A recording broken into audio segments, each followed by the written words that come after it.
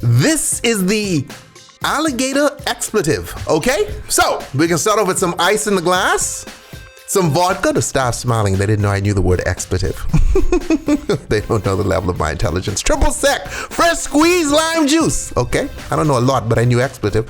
I heard it on the news. Shake, shake, shake, pour it in a glass, okay?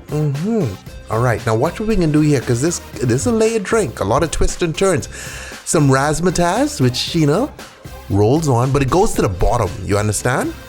So she didn't need that spoon there. She could have bounced off the side of the glass, but she don't know what she's doing, so you have to, just accept what she does. Then we come and we layer some Jägermeister on top. Shani, you want to say something to that? She's quiet. Okay, and there you have it, the alligator expletive, okay?